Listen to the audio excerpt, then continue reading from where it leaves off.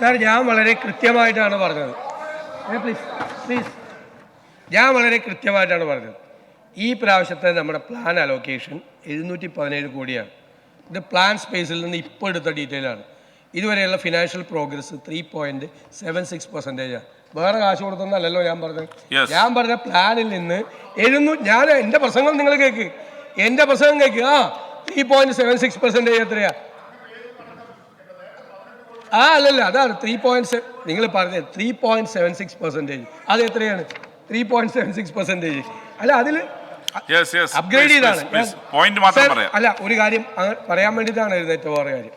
Sir, ഞങ്ങൾ ഈ പ്രമേയത്തിലൂടെ notice കൊടുത്തത് കേരളത്തിൻ്റെ ഗൗരവതരമായ ഈ ധനപ്രതിസന്ധിയെക്കുറിച്ച് ചർച്ച ചെയ്ത് സർക്കാർ അതിനുള്ള മറുപടി ഇവിടെ ചർച്ച വെച്ചപ്പോൾ ഞങ്ങൾ വളരെ സന്തോഷിച്ചു. കാരണം വിശദമായി സർക്കാർ ഇത് ചർച്ച ചെയ്ത് വിശദമായ മറുപടിയും ഒരു പ്ലാനും ഭാവിയിൽ ചെയ്യേണ്ട കാര്യങ്ങളെക്കുറിച്ചൊരു പ്ലാനും ഉണ്ടാകുന്നത്. ഇത് കഴിഞ്ഞ നിയമസഭാ സമ്മേളനത്തിൽ ഞങ്ങൾ ഈ ധനപ്രതിസന്ധിയെക്കുറിച്ച് സംസാരിച്ചപ്പോൾ പറഞ്ഞ അതേ മറുപടിയാണ് ബഹുമാനപ്പെട്ട ധനകാര്യമന്ത്രി പറഞ്ഞത്. ഒരു ചെറുവിരൽ പോലും നികുതി പിരിവിൻ്റെ കാര്യത്തിലും ധൂർത്തിൻ്റെ കാര്യത്തിലും ധൂർത്ത് നിയന്ത്രിക്കാനോ ചെലവ് നിയന്ത്രിക്കാനോ നികുതി പിരിക്കാനോ ഉള്ള ഒരു നടപടിയും ഗവൺമെൻറ് സ്വീകരിച്ചിട്ടില്ല. കേരളം ഞാൻ നേരത്തെ സൂചിപ്പിച്ചതുപോലെ പരിതാപകരമായ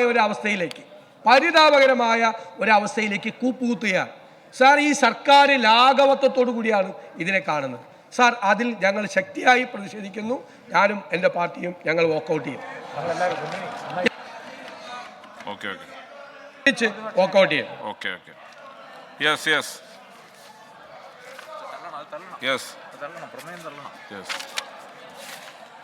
Shri Roji M John, not in the seat.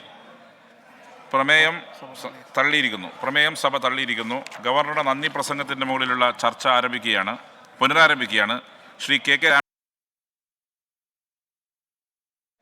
പ്രമേയം സഭ തള്ളിയിരിക്കുന്നു. ഗവർണറുടെ നന്ദി പ്രസംഗത്തിൻ്റെ മുകളിലുള്ള ചർച്ച പുനരാരംഭിക്കുകയാണ്. ശ്രീ കെ സംസ്ഥാനത്തെ സാമ്പത്തിക പ്രതിസന്ധിയിൽ അടിയന്തര പ്രമേയ ചർച്ചയാണ് ഇപ്പോൾ നടന്നത്. അതിന് മറുപടി പറയുകയായിരുന്നു ധനമന്ത്രി. സർക്കാരിനെതിരെ രൂക്ഷ വിമർശനം ഉന്നയിച്ച പ്രതിപക്ഷത്തെ അതിരൂക്ഷമായി വിമർശിച്ചു. അതോടൊപ്പം തന്നെ ഈ സാമ്പത്തിക പ്രതിസന്ധി അതിങ്ങനെ ഉണ്ടായത് കേന്ദ്രം അവഗണിക്കുന്നത് മൂലമാണ് ഈ സാമ്പത്തിക പ്രതിസന്ധി ഉണ്ടായത്. അതിന് ഒന്നിച്ചു നിൽക്കുകയാണ് വേണ്ടത്.